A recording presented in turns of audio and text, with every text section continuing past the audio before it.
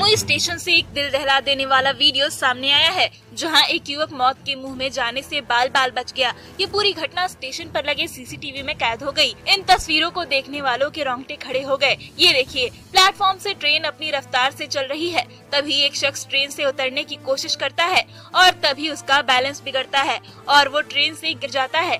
गिरते ही वो ट्रेन से टकराता है और फिसलकर पटरियों के बीच गिरने लगता है। तभी मौके पर मौजूद आरपीएफ के जवान इस घटना को देखते हैं और चीते की फुर्ती के साथ युवक की ओर दौड़ते हैं और उसे खींचकर बाहर निकाल लेते हैं, जिससे युवक की जान बच जाती है। बताया जा रहा है कि युवक अपने एक रिश्तेदार को ट्रेन चढ़ाने के लिए आया था। भीड़ अधिक होने के कारण युवक रिश्तेदार को सहूलियत से ट्रेन की बोगी में सामान चढ़ाने के लिए चढ़ गया। तब तक ट्रेन खुल गई। ट्रेन खुलते ही युवक आनन फानन में ट्रेन से उतरने की कोशिश में संतुलन खोकर गिर गया।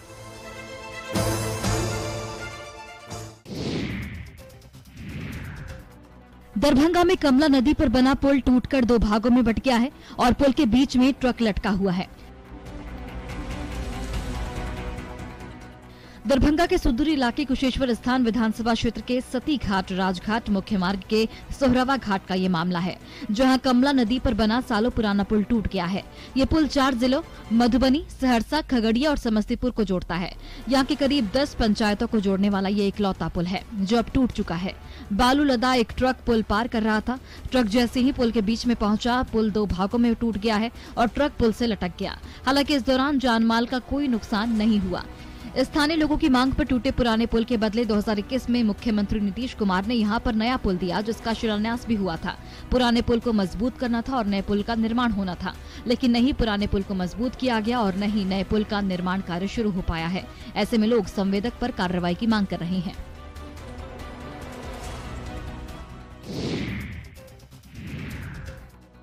सासाराम की शिवनगर थाना में अनियंत्रित होकर एक यात्री बस पलट गई।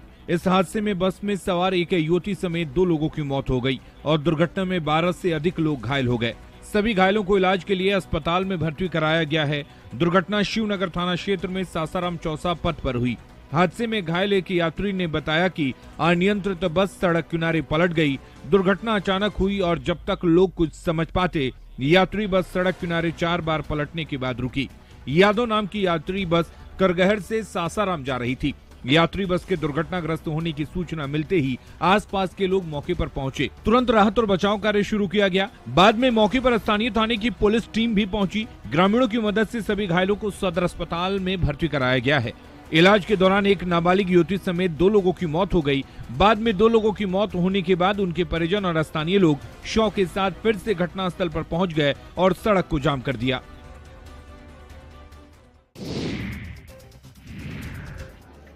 लखीसराय में यूरिया खाद नहीं मिलने से किसान परेशान है। काफी संख्या में किसान खाद को लेकर बिस्कोमान पहुंच रहे हैं और किसान घंटों लाइन में लगे रहते हैं, लेकिन उन्हें खाद नहीं मिल रहा है। बिस्कोमान केंद्र पर सिर्फ 1200 बोरा मात्र यूरिया खाद उपलब्ध है, जबकि किसान काफी संख्या में खाद देने के लिए सुबह 4 बजे से ही लाइन में लगे हैं। किसान बताते हैं कि इस बार धान की भी पैदावार बेहतर नहीं हो पाई है। अब जब गेहूं की फसल किसानों ने लगाई है तो यूरिया खाद ही उपलब्ध नहीं है। बिस्कोमान में मात्र 1200 बोरा यूरिया खाद मंगाया गया था, जो कि लक्ष्य के अनुरूप काफी कम है। यूरिया खाद नहीं मिलने से किसान काफी निराश हैं। खाद को लेकर लगातार किसान हंगामा कर रहे हैं। वहीं बिस्कोमान प्रबंधक बताते हैं कि यूरिया खाद 1200 बोरा बिस्कोमान में उपलब्ध है। भीड़ के कारण खाद बांटने में परेशानी हो रही है। लाचार होकर ऑफिस और गोदाम बंद कर हटना पड़ रहा है, जिससे किसान और परेशान हो रहे हैं।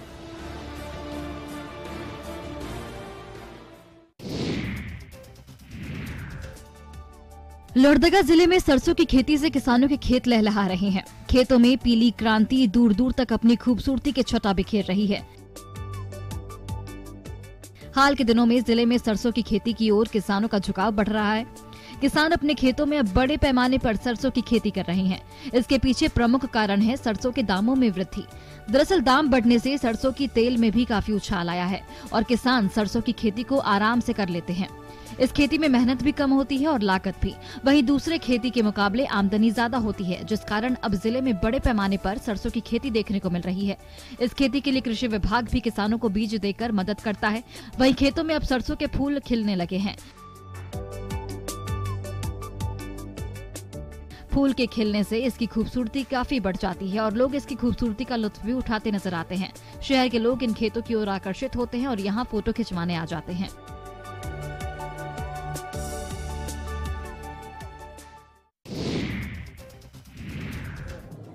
लंबे इंतजार के बाद अब देवघर रांची के बीच सीधी हवाई सेवा की शुरुआत 17 फरवरी से होने जा रही है।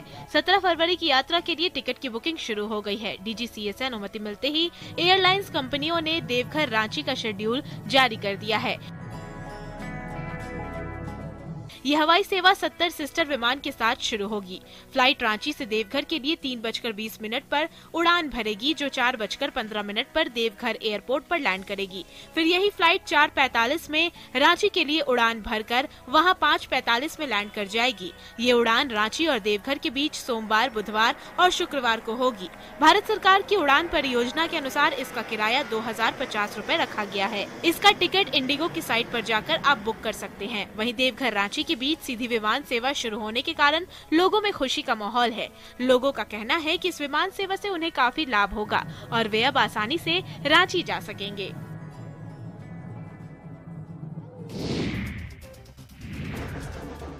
जामताड़ा में दशम माह चंचला महोत्सव शुरू हो गया है। 3 दिवसीय महोत्सव के पहले दिन भव्य मंगल कलश यात्रा निकाली गई।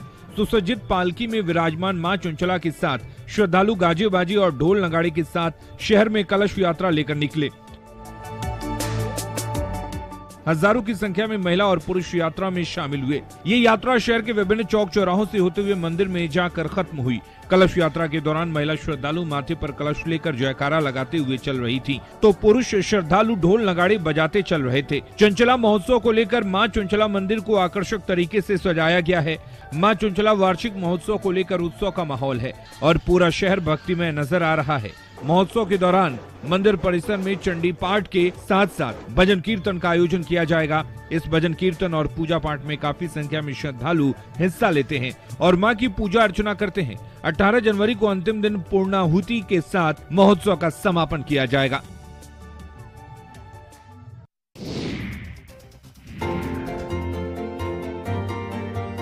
विदेशी सैलानियों को लेकर गंगा विलास क्रूज छपरा के डोरीगंज पहुंचा। हालांकि पानी कम होने के कारण क्रूज को किनारे पर लाने में मुश्किल हो रही थी, जिसके बाद एसडीआरएफ की मदद से छोटी नाव के जरिए क्रूज में आए सैलानियों को किनारे तक लाया गया। क्रूज में आए सैलानी चिरांद के पुरातात्विक महत्व को देखने पहुंचे हैं। छपरा से 11 किलोमीटर दूर दक्षिण पूर्व में डोरीगंज बाजार के पास स्थित चिरांद सारण जिला का सबसे महत्वपूर्ण पुरातत्व स्थल है। घाघरा नदी के किनारे बने स्तूपनुमा भवन को हिंदू, बौद्ध और मुस्लिम प्रभाव से जोड़कर देखा जाता है। दरअसल 51 दिन की यात्रा पूरी कर फरवरी के अंतिम सप्ताह में ये क्रूज डिब्रूगढ़ पहुंचेगा और वहां से फिर सैलानियों को लेकर कोलकाता जाएगा। 3 दिन तक तकनीकी जांच के बाद गंगा विलास ढाका के लिए रवाना होगा। सितंबर में सैलानियों को लेकर ये क्रूज वाराणसी आएगा और फिर यहां से नए पर्यटकों को लेकर अपनी यात्रा पर निकलेगा।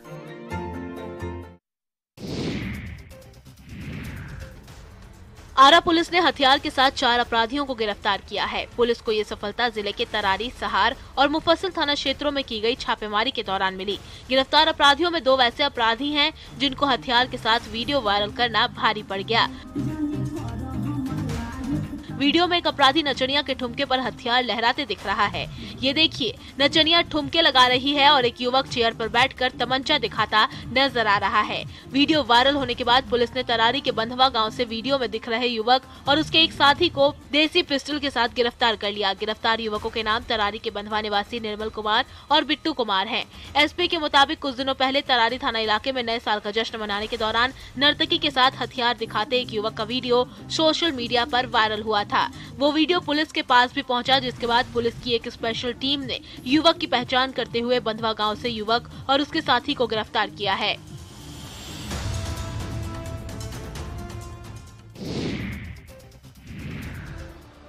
अरवल में ठंड में भी चोर अपनी हरकतों से बाज नहीं आ रहे हैं। चोर सर्द रातों में सुन्नी दुकानों और मकानों को अपना निशाना बना रहे हैं। ताजा मामला मेहदिया बाजार से सामने आया है, जहां चोरों ने फ्लिपकार्ट के हब सेंटर से 4 लाख रुपए नकद समेत कुल 10 लाख रुपए का सामान चुरा लिया। चोरों की तस्वीर सीसीटीवी कैमरे में कैद हो गई है। तस्वीरों में देखा जा सकता है कि दो चोर दुकान में घुसने की कोशिश करते हैं, तभी उनकी नजर सीसीटीवी कैमरे पर पड़ती है। इसके बाद पहला चोर दूसरे चोर को कंधे पर उठाता है और दूसरा चोर कैमरे को तोड़ देता है। इसके बाद चोर चोरी की घटना को अंजाम देते हैं। बताया जा रहा है कि फ्लिपकार्ट हब सेंटर हर दिन की तरह काम करने के बाद सभी कर्मचारी चले जाते हैं, तभी कड़ाके की ठंड का फायदा उठाते हुए अज्ञात चोरों ने दुकान का शटर काट कर घटना को अंजाम दिया है। सूचना के बाद मेंदिया थाने की पुलिस ने मामले की जांच शुरू कर दी है। अज्ञात चोरों के विरुद्ध प्राथमिकी दर्ज कर चोरों की गिरफ्तारी के लिए कई जगह पर छापेमारी की जा रही है।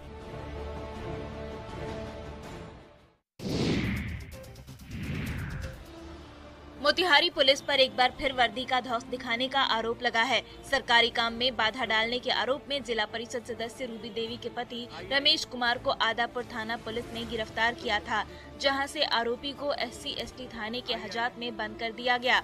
लेकिन पुलिस की गिरफ्त से छूटने के बाद रमेश सिंह ने बंजरिया थानाध्यक्ष पर हजात से निकालकर मारपीट और दुर्व्यवहार का आरोप लगाया है। रमेश सिंह ने मीडिया से बातचीत में बंजरिया थानाध्यक्ष संदीप कुमार पर मारपीट के अलावे गाली गलौज और चरस जैसे कई फर्जी आरोपों में फंसाने की धमकी देने का भी आरोप लगाया है। वहीं रमेश सिंह के आरोप पर पुलिस का कोई भी अधिकारी सफाई देने से भाग रहा है। यहां तक कि आदापुर थाना अध्यक्ष ने भी सवालों से भागते हुए जवाब देने के बजाय कमरे का दरवाजा बंद कर लिया, जिसके बाद पुलिस के रवैये पर बड़ा सवाल खड़ा हो गया है। जब पुलिस सही थी तो कार्रवाई को लेकर जवाब क्यों नहीं दे रही है।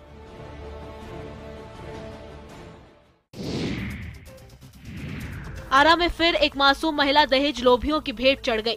दहेज की खातिर ससुराल वालों ने एक विवाहिता की हत्या कर दी और शव को कमरे में फांसी के फंदे से लटका दिया। घटना को अंजाम देने के बाद आरोपी पति मौके से फरार हो गया है। घटना नगर थाना क्षेत्र के तरी मोहल्ला की है। घटना के बाद मौके पर पहुंची पुलिस ने घटना में शामिल सास ससुर को गिरफ्तार करते हुए मृतक के शव को कब्जे में लेकर पोस्टमार्टम के लिए आरा सदर अस्पताल भेज दिया है।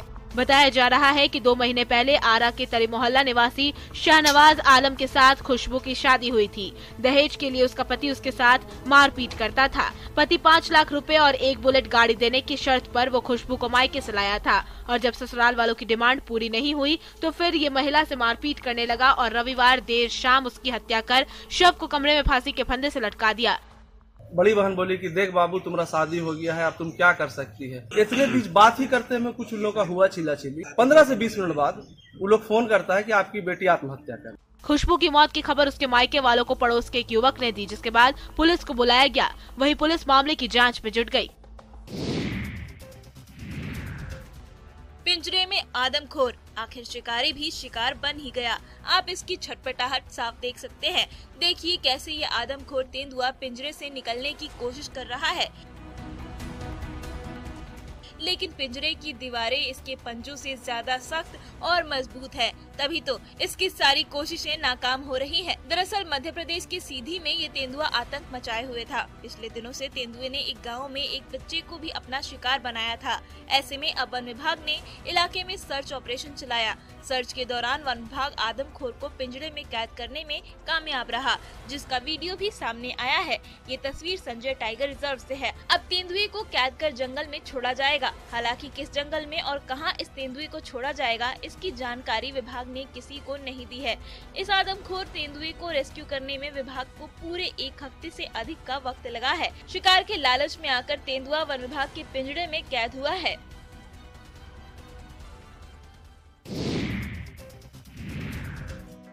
झारखंड का गढ़वा जिले का बूढ़ा पहाड़ जो आज से 2 माह पहले तक नक्सलियों के कब्जे में था, लेकिन जब से सुरक्षा जवानों ने इस पहाड़ को नक्सलियों से मुक्त किया है, तब से देश के पीएम मोदी से लेकर गृह मंत्री अमित शाह इस पहाड़ को नक्सल मुक्त होने की बधाई सुरक्षा जवानों को दे रहे हैं, जिसके चलते सीआरपीएफ के बड़े बड़े अधिकारी इस पहाड़ का हमेशा दौरा करते रहते हैं। वहीं रविवार को भी सीआरपीएफ के डीजी SL थाउसेन ने अन्य अधिकारियों के साथ बूढ़ा पहाड़ में फॉरवर्ड ऑपरेटिंग बेस कैंप का दौरा किया। उन्होंने तैनात जवानों को कई सारी अनुभवों के बारे में जानकारी दी और बूढ़ा पहाड़ को नक्सल मुक्त करने के उनके प्रयासों की सराहना की। उन्होंने बुरहा गांव और आसपास के अन्य गांवों के ग्रामीणों से भी बातचीत की और सीआरपीएफ के सिविक एक्शन कार्यक्रम के तहत ग्रामीणों के बीच कंबल, फल और मिठाई का वितरण किया, जिससे लोग भी काफी खुश नजर आए।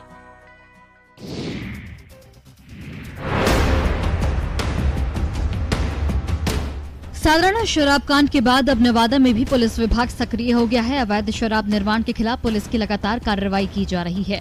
जिले के नक्सल प्रभावित थाली थाना क्षेत्र के अंतर्गत कोल महादेव जंगल में अवैध महुआ शराब की भट्टियों को ध्वस्त किया गया। बताया जा रहा है कि पुलिस ने इस दौरान कुल 3 भट्टियों को ध्वस्त किया और मौके पर 400 किलो महुआ जावा को भी नष्ट किया गया। शराब कारोबारी जंगल में लगातार कई दिनों से अवैध शराब के कारोबार को अंजाम दे रहे थे। पुलिस को गुप्त सूचना मिली, जिसके बाद पुलिस ने सर्च अभियान चलाया और मौके पर पहुंचकर भट्टियों को नष्ट कर दिया। हालांकि पुलिस के आने की भनक मिलते ही कारोबारी मौके से फरार होने में सफल रहे। पुलिस ने इस दौरान शराब बनाने के कई उपकरण को भी नष्ट किया। पुलिस का कहना है कि अवैध शराब के निर्माण पर रोक लगाने के लिए दियारा क्षेत्रों और जंगलों में लगातार छापेमारी की जा रही है, ताकि तस्करों पर लगाम लगाया जा सके।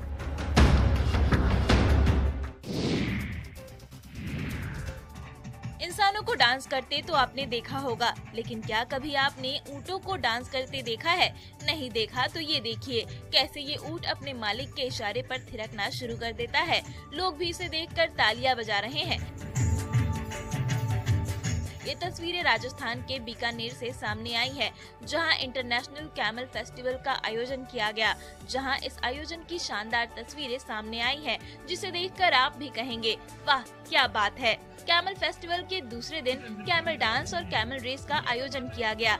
राष्ट्रीय ऊंट रिसर्च सेंटर के ग्राउंड में कैमल डांस देखने के लिए सैकड़ों की संख्या में देसी और विदेशी पर्यटक पहुंचे।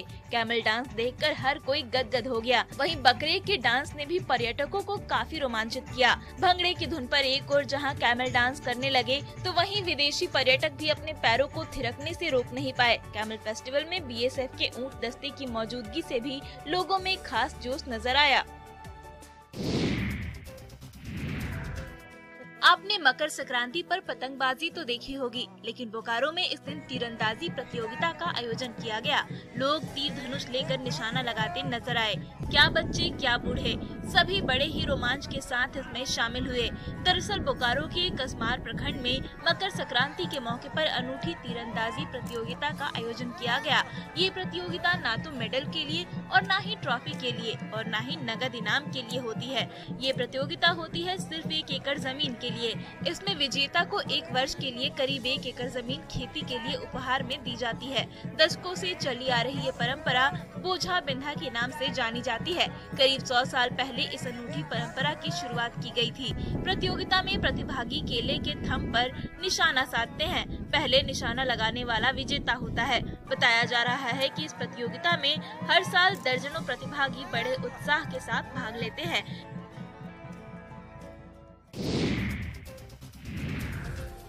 धनबाद में सर्वधर्म सामूहिक विवाह समिति की ओर से आज 80 जोड़ों का विवाह कराया गया। सामूहिक विवाह का ये आयोजन धनबाद के गोल्ड ग्राउंड स्टेडियम में संपन्न कराया गया। इस मौके पर गोल्ड ग्राउंड स्टेडियम को दुल्हन की तरह सजाया गया।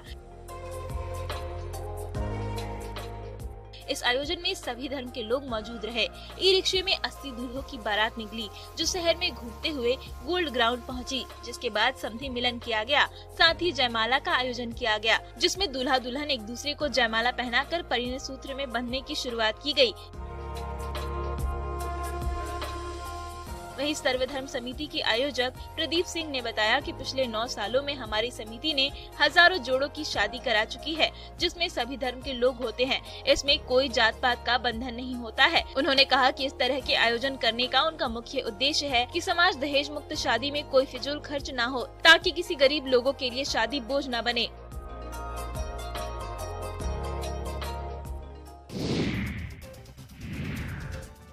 अपने वनोपज के लिए राज्य में विशेष स्थान रखने वाला सिमडेगा अपने कटहलों के स्वाद के लिए बिहार यूपी तक मशहूर है।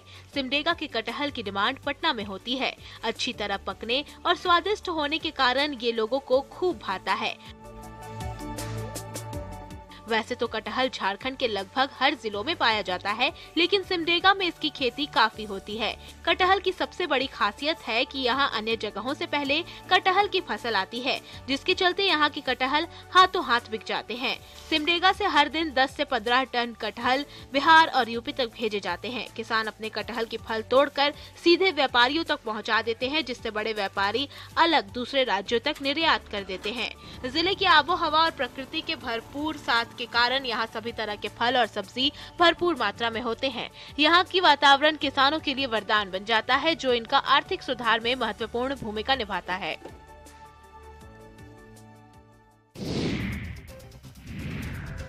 देवघर परंपरा का शहर है। यहाँ अनेक परंपरा सदियों से चली आ रही है। यहाँ पर बाबा बैद्यनाथ मंदिर में बाबा भोलेनाथ का श्रृंगार पूरे 1 महीने तक खिचड़ी से किया जाता है और इसके लिए श्रृंगारी परिवार अपने हाथों से खिचड़ी बनाता है, जिसे 15 जनवरी मकर संक्रांति से लेकर 14 फरवरी तक चढ़ाया जाता है। 1 माह तक अपनी सुविधा अनुसार बाबा पर प्रतिदिन विशेष भोग खिचड़ी अर्पित की जाती है। बाबा पर चढ़ने वाली खिचड़ी विशेष तरह से बनती है। इसमें उड़द की दाल, अरवा चावल, शुद्ध मसाले के अलावा पानी की जगह पर गंगा जल उपयोग किया जाता है। मंदिर ट्रस्ट की ओर से श्रृंगारी परिवार को गंगा जल उपलब्ध करवाया जाता है, फिर इसे बड़ी ही शुद्धता के साथ बनाया जाता है। मंदिर के पुजारी इस पवित्र खिचड़ी को चढ़ाते हैं। उसके बाद ये खिचड़ी भक्तों में प्रसाद के रूप में बांटी जाती है। खिचड़ी महाप्रसाद लेने के लिए भक्तों में होड़ लग जाती है। इसके लिए भक्त घंटों इंतजार करते हैं। मान्यता है कि इस खिचड़ी को खाने से बीमारियां दूर होती हैं और सौभाग्य घर आता है। गोपालगंज में मिट्टी खुदाई के दौरान भगवान विष्णु की अष्ट धातु की प्राचीन मूर्ति मिली है। पुलिस ने मूर्ति की जांच के लिए पुरातत्व विभाग को भेजा है।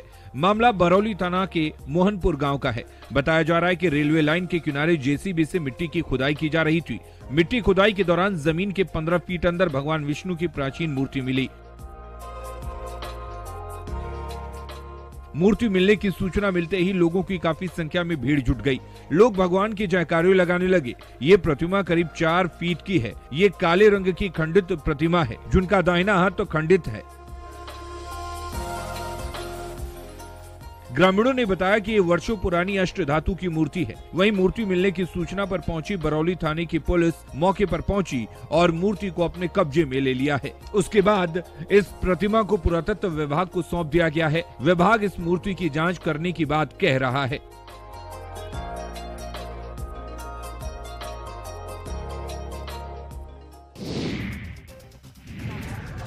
दंगल में पहलवानों के पैतरे और उन्हें चीयर करते ये लोग, ये तो है भागलपुर की पहचान, जहां आए दिन दंगल प्रतियोगिता का आयोजन किया जाता है और विभिन्न राज्यों से आए हुए पहलवान इसमें हिस्सा लेते हैं। साथ ही एक दूसरे को पटकनी देने की होड़ लगाते हैं। लोग भी इस कुश्ती का भरपूर आनंद उठाते हैं। वहीं भागलपुर के नाथनगर के गोसाईदासपुर गांव के मधु बाबा प्रांगण में आयोजित 2 दिवसीय दंगल प्रतियोगिता का समापन हुआ। इसमें लोगों को कई इंटरेस्टिंग दांवपेच देखने को मिले। इस दंगल प्रतियोगिता के दौरान 28 जोड़ी पहलवानों ने अखाड़े में अपना दम दिखाया। दंगल में बिहार, उत्तर प्रदेश के अलावा दिल्ली के पहलवानों ने दमखम दिखाए। नाथनगर के गोसाईदासपुर के फोटो पहलवान ने उत्तर प्रदेश के गोरखपुर से आए रामनारायण पहलवान को पटकनी देकर पहला स्थान प्राप्त किया। दूसरे स्थान पर गोरखपुर के रामनारायण और तीसरे स्थान पर गोसाईदासपुर के मिथिलेश पहलवान रहे। विजेता पहलवानों को सम्मानित किया गया। वहीं पहले स्थान पर रहे पहलवान को आयोजन समिति की ओर से नकद राशि भी दी गई।